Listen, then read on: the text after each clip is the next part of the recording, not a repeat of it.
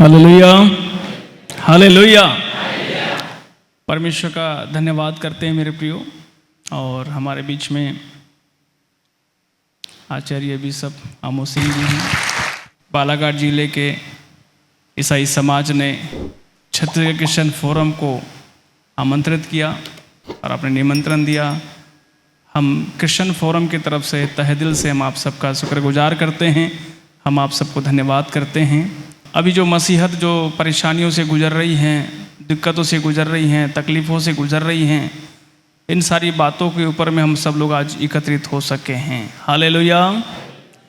परमेश्वर का धन्यवाद हो कि हमारे आदरणीय छत्तीसगढ़ क्रिश्चियन फोरम के अध्यक्ष श्री माननीय अरुण पन्नालाल जी ने जो अपने शब्दों से आप सबको इंकरेज करने का प्रयास किया और किस रीति से हम छत्तीसगढ़ में काम करते हैं।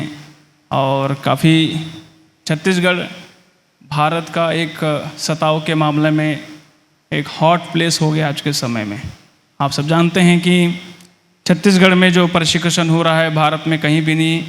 वहाँ तो मुर्दे आदमी का भी धर्म परिवर्तन करा दे रहे आजकल। किसका? मुर्दे का भी। जो मर जाता है ना मसीह में, उसको उखाड़ करके निकाल के बोलते हैं अब ये हिंदू था। हालेलुया। और उसका क्रियाक्रम वो लोग क्या करते हैं? दूसरे रीति रिवाज में कर रहे हैं। मतलब वहाँ की सताव की सीमा इतनी बढ़ गई है, जिंदा तो जिंदा मरे आदमी का भी धर्म की लिखा पड़ी हो रही है। हालेलुया। इतनी प्रक्रिया वहाँ पर तेज हो गई है। तो मेरे प्रियो,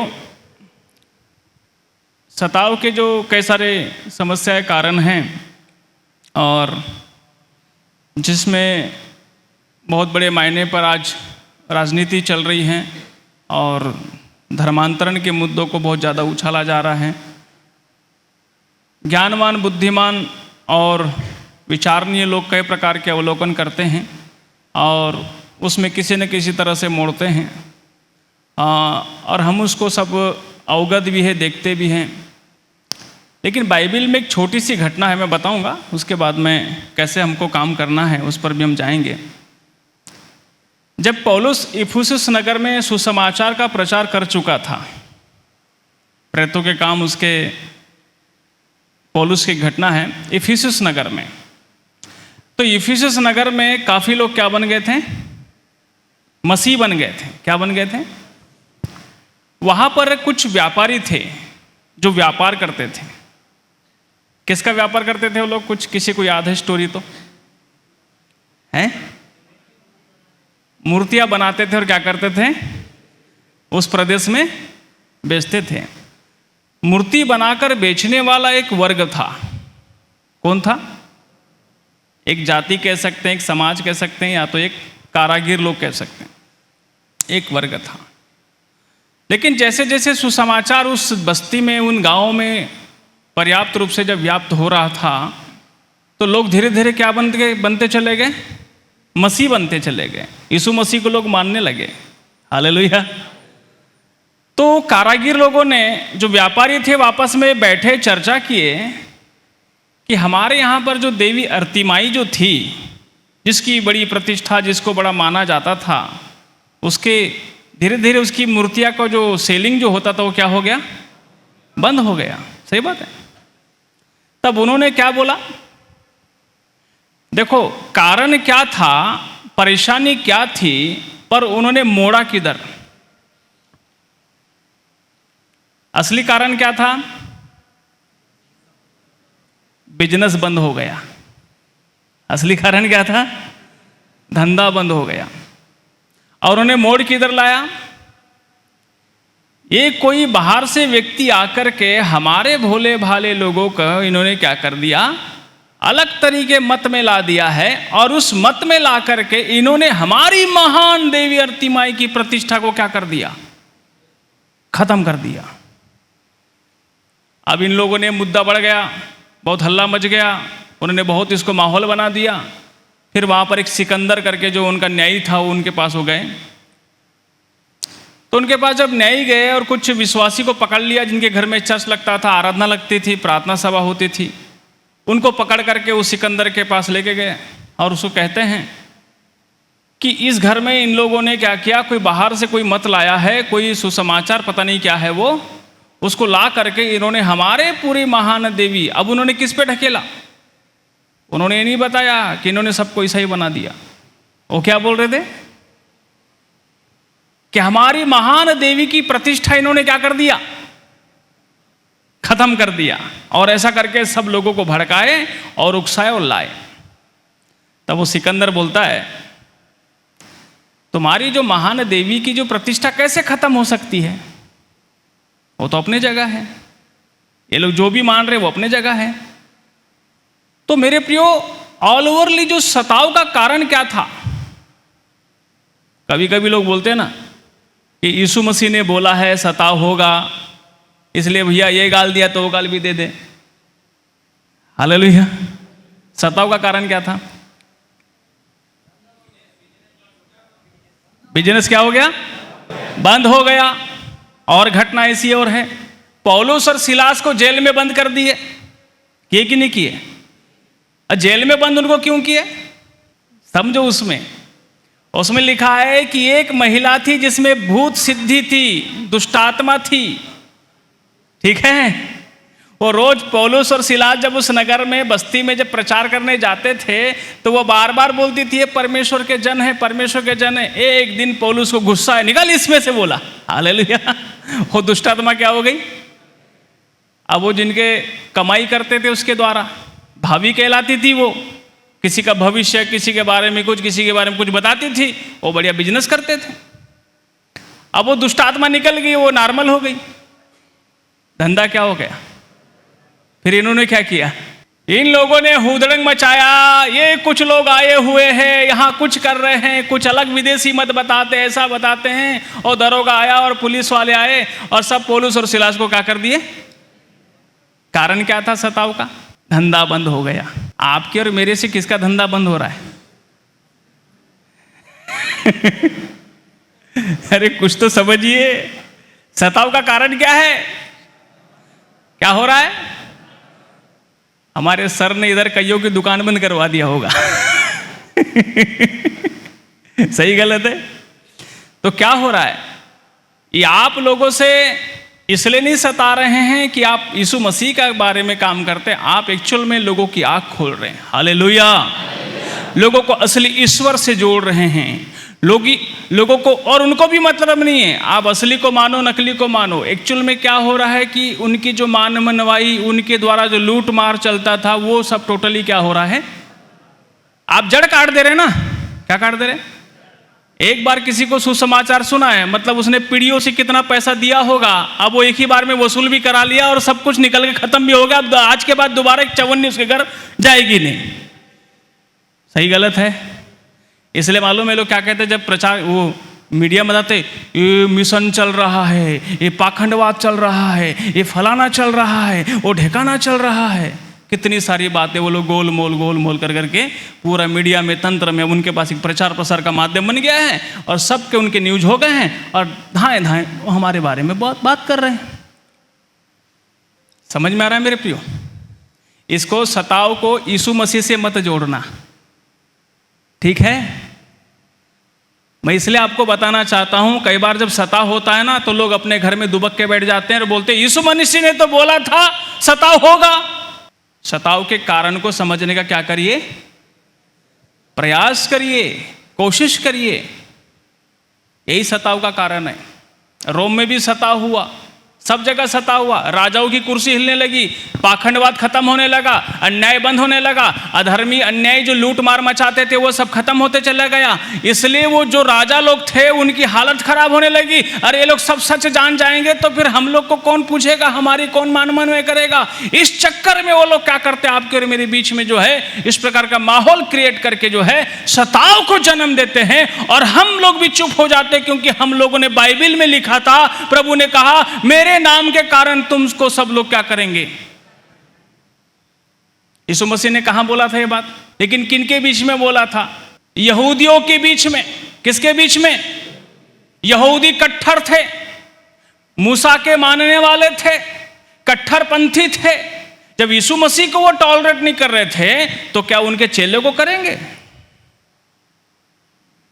बात को समझिए। प्रभु ने बोला तुम इन लोगों के बीच में जो सेवा करोगे तो तुम ये लोग क्या करेंगे? सताएंगे। मेरे प्रियो, इसलिए सताव को बड़ा अपनी मजबूरी ना समझे कि मेरे साथ ऐसा हो रहा है।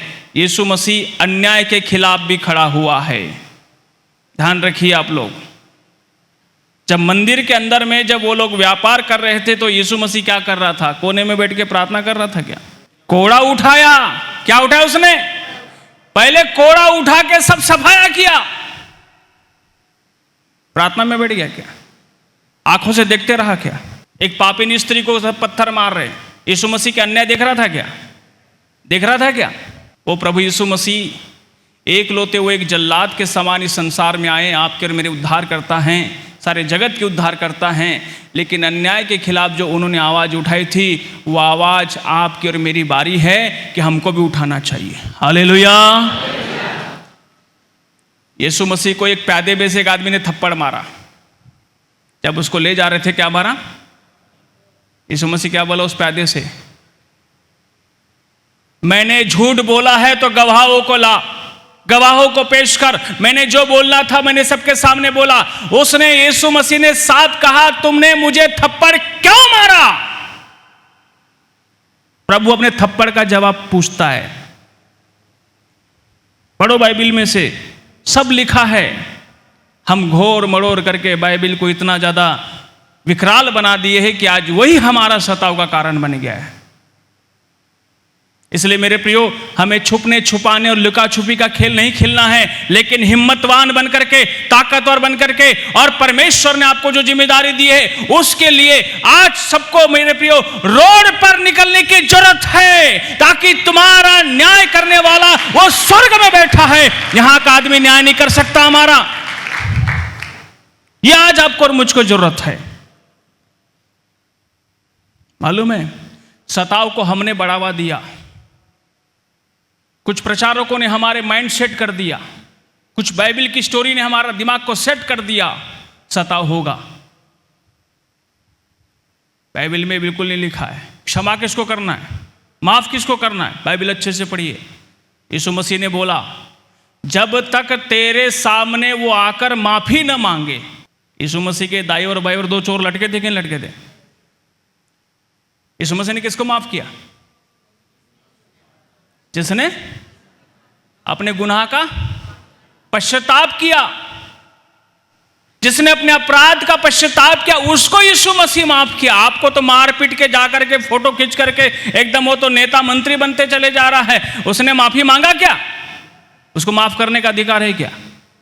लूका 17:3 में स्पष्ट लिखा है, जब तक तेरा भाई अपराध करे और जब तक तेरे सामने आकर क्या ना करे, अपनी माफी न मांगे, तब तक तो उसे माफ नहीं करना।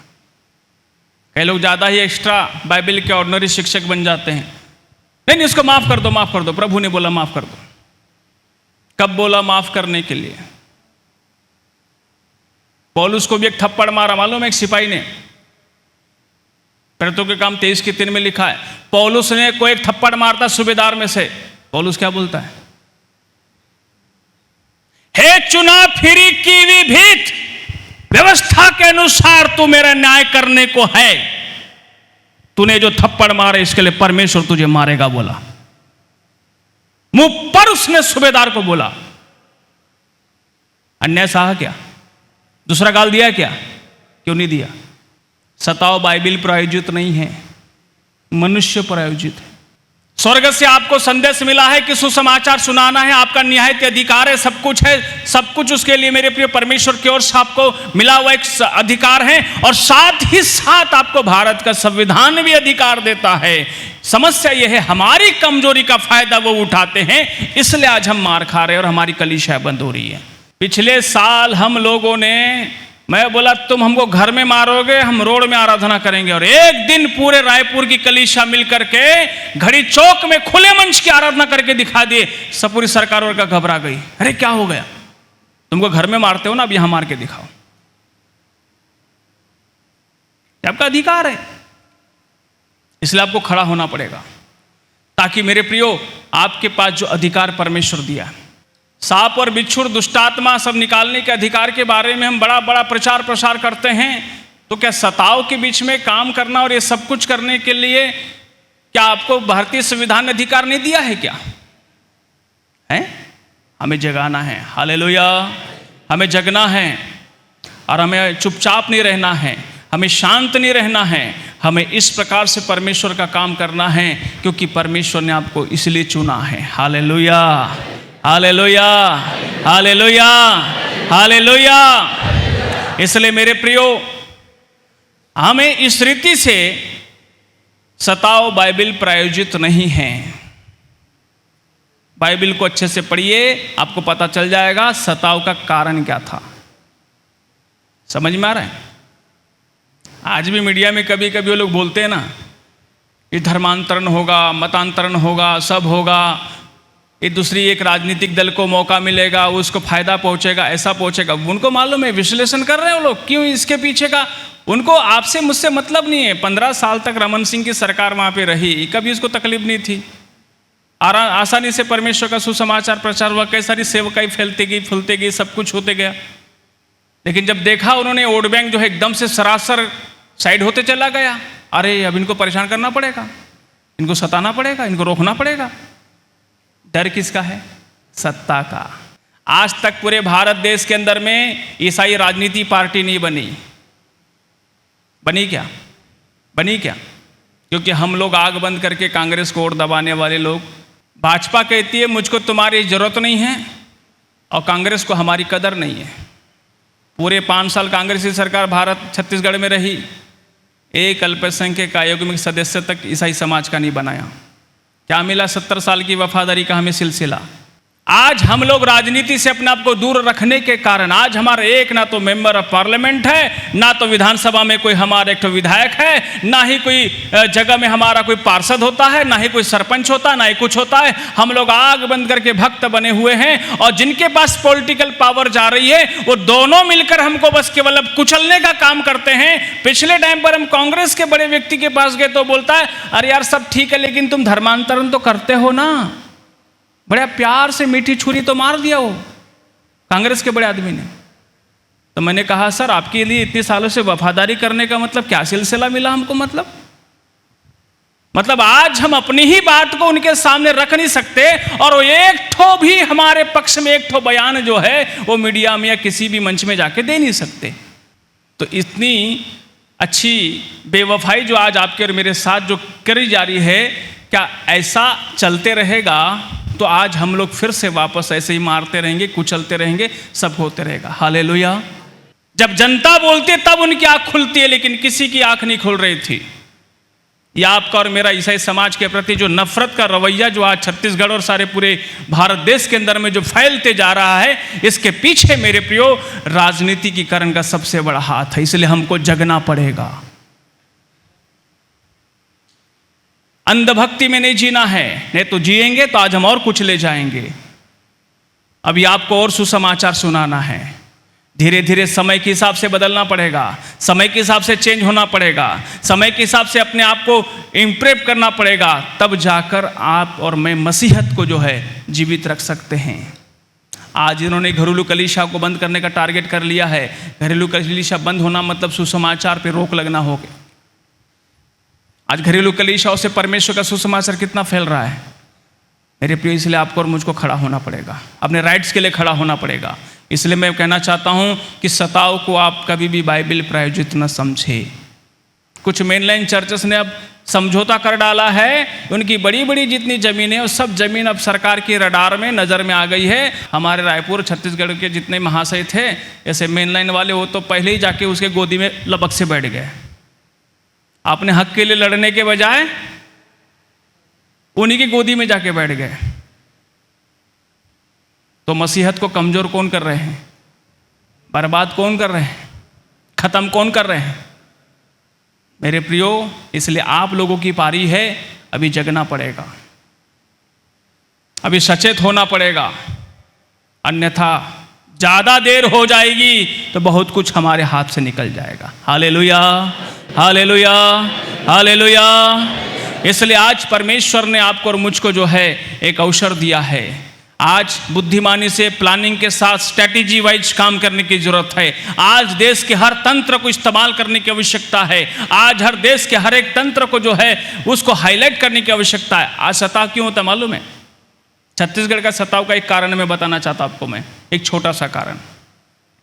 जब भी छत्तीसगढ़ में इलेक्शन आता है, चाहे वो नगर निगम का हो, चाहे लोकसभा का हो, चाहे विधानसभा को, मालूम है एक बीजेपी के बड़े नेता ने मुझसे कहा, बोले यार ये राजनीति तुम्हारा चर्च जितना करता है ना वो दुनिया में कोई समाज नहीं करता। बोले कैसे? हाँ, मैं सर कैसे? बोले आपने कभी किसी मस्जिद में किसी मौलवी को देखा क्या किसी नेता को बुलाकर वहाँ पर भाषण दिलाते हुए? बोले नहीं देखा। आपने किसी गुरुद्वारे में देखा किसी बड़े नेता को, भाजपा कांग्रेस किसी को बुला करके भाषण दिलवाते हो, ग्रंथी को या कुछ उनका जो साहब रहता उसको? बोले नहीं देखा। आपने किसी भी और समाज के देख लो, बुलाया क्या? नहीं। लेकिन आपका जो छोटे से छोटा चर्च है ना, वो क्या करता है? एक से एक नेता को बुला के क्या करते हैं वो लोग? चर्च के अंदर में पुलपिट पे खड़ा करवा के उनको भाषणबाजी करवाते हैं। और तुम अपने आप को कांग्रेसी दिखाते हो और कांग्रेस के नेता को बुला बुला कर बड़ी बड़ी बात करवाते हो। बोले जितना राजनीति तुम लोग का छोटा छोटा चर्च करता है ना, दुनिया में कोई भी धर्म और समाज नहीं करता। और बोले इसी के कारण तुमको ये बीजेपी वाले पीटते हैं। वो तो मालूम है उनको कि ये हमारा वोट बैंक है, इसको पीटो। सच्चाई गलत है, ये सच कारण है। और वो सारे तंत्र तुम्हारे पीछे भिड़ा दिए हैं। बीजेपी, आरएसएस, बजरंग दल, शिवसेना, धर्म सेना, सब सेना को भिड़ा दिए। अब तुम फिर भाग के किसके गोदी में जाते हो? कांग्रेस के गोदी में। हाँ, फिर वो भी तुम्हारे पीठ पे सहला देता है, बढ़िया से मक्खन मालिश लगा देता है। फिर बाद में तुम हाँ साहब ने बोला है कुछ करेगा, और फिर आके तुम ही लोग अंदर हो जाते हो। अरे भैया राजनीति मत करो, सेवा करना तो अच्छे से सेवा करो। राजनीति करने वालों को राजनीति करने दो ना, बैठे आपके सामने में, उसके साथ पूरा समाज क्लब हो जाओ, वो करेंगे समाज के उस जात में राजनीति पार्टियों के साथ सौदेबाजी। क्या आप हमें ये देंगे? हम आपके साथ। क्या आप हमें देंगे? हम आपके साथ। नहीं देंगे? हम आपके साथ नहीं। हालेलुया। मेरे प्रियो, इसलिए अपने आप को स्टैब्लिश करने की जरूरत है। इसलिए हम लोगों ने छत्तीसगढ़ में, हमारे आदरणीय अरुण पन्नालाल सर ने अपनी राजनीति पार्टी भी बना दी है, सर्व आदि दल। समझ में आ रहा है? सर्व आदि दल ये राष्ट्रीय पार्टी है और इसको हमने जानबूझकर बनाया है क्योंकि कांग्रेस को वोट देने से अब कोई फायदा नहीं और बीजेपी को देने से भी कोई फायदा नहीं। बीजेपी वालों को भी दोगे तो भी लात खाओगे, कांग्रेस को दोगे तो भी, तो क्या मतलब फिर? तो मेरे प्रियो, आज आप सब लोगों को जागरूक होने की जरूरत है। सताव को बाइबल प्रायोजित न समझे, इसके कारण दूसरे हैं। यीशु मसीह को सूली पे चढ़ाया गया, वो उसको सताव मत समझिए आप। मेरे से ज़्यादा हमारे साथ आचार्य सर है, वो आपको समझा देंगे। यीशु मसीह सताव के कारण क्रूस पे नहीं गए, वो आपके और मेरे उद्धार के लिए क्रूस पे गए। समझ में आ रहा है? ये दुनिया के किसी सल्तनत के किसी सिपाही में इतनी ताकत नहीं कि यीशु मसीह को छू सकता। जैसे ही प्रभु बोला था मैं हूं करके सब धड़धड़ा के नीचे गिर गए थे। समझ में आ रहा है? यीशु मसीह को यहूदियों में ताकत नहीं कि उसको सूली पे चढ़ा सके, ना रोमन गवर्नमेंट में ताकत थी कि उसको सूली पे चढ़ा सके। यीशु मसीह अपने मर्जी से गया, आपके और मेरे उद्धार के लिए गया और उद्धार कर दिया है। ये जय पाया हुआ मसीह का एक समाज है जिसे कोई नहीं हरा सकता। आज ललकार की घोषणा आपके मेरे बीच से होना चाहिए, तब देखो परमेश्वर का राज आपके और मेरे बीच में आ जाएगा। ये परमेश्वर चाहता है आपसे मेरे प्रियो। हालेलुया। इसलिए अपने आप को कमजोर मत समझिए, आपको लड़ना पड़ेगा, डटना पड़ेगा। आज उसका समय है क्योंकि आपकी पीढ़ी आपका इंतजार कर रही है। उसके लिए आप क्या छोड़ के जाओगे? इतिहास के पन्नों में लिखा जाएगा, बालाघाट में सता हो रहा था तो पादरी लोग क्या कर रहे थे? प्रार्थना कर रहे थे। आपकी पीढ़ी देखेगी, अरे एक भी चर्च नहीं दिख रहा है, सब कैसे बंद हो गया? मेरे प्रियो, इतिहास के पन्नों में लिखना चाहिए, हमारे लिए हमारे बालाघाट के कई प्रभु के सेवक शहीद हो गए, आज उनका नाम चलेगा और उनके कारण आज मसीहत जिंदा है बोलेंगे। हालेलुया। ये शहीदों की भूमि है मेरे प्रियो। शहीद नहीं होते तो आपके और मेरे पास सुसमाचार नहीं आता। थोमा शहीद नहीं होता, थोमा क्यों आए यहाँ? या बंगला बनाने, गाड़ी लेने, खरीदने, पूरा इंडिया का भ्रमण करने आया था क्या? क्या होने आया था? शहीद होने ही आया था वो। पौलुस कहता ना, हमारी मृत्यु की घोषणा हो चुकी है। सही गलत है? तो समझ लो, जो भी प्रभु का सेवक है वो आने वाली जनरेशन के लिए, उसको शहीद होने के लिए क्या करना है? पहले तैयार रहना है। क्या रहना है उसको? Hallelujah, hallelujah. डरपोक लोग परमेश्वर के राज्य के अधिकारी, इसलिए भी डरने का समय नहीं है, दहाड़ने का समय है। मेरे प्रियो, सुनियोजित तरह से आप लोग संगठित हो जाइए। जहां भी सता होता है वहां पर पहले खड़े होइए और कानूनी सलाह के साथ जो है मेरे प्रियो आप इस मुहिम को आगे बढ़ाइए, क्योंकि आपको और मुझको जो है और भी बहुत बड़ी सेवा है, भी बाकी है। ये मत सोचना कि यीशु मसीह भी आने वाला है। हालेलुया।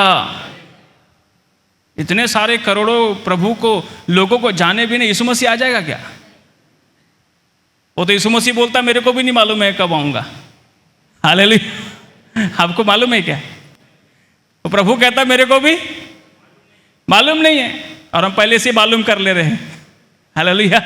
हमको मालूम नहीं करना है, हमको काम करना है। क्या करना है? क्या करना है? हालेलुया। बोलो प्रभु यीशु मसीह की। प्रभु के लिए जोरदार ताली बजाइए मेरे प्रिय।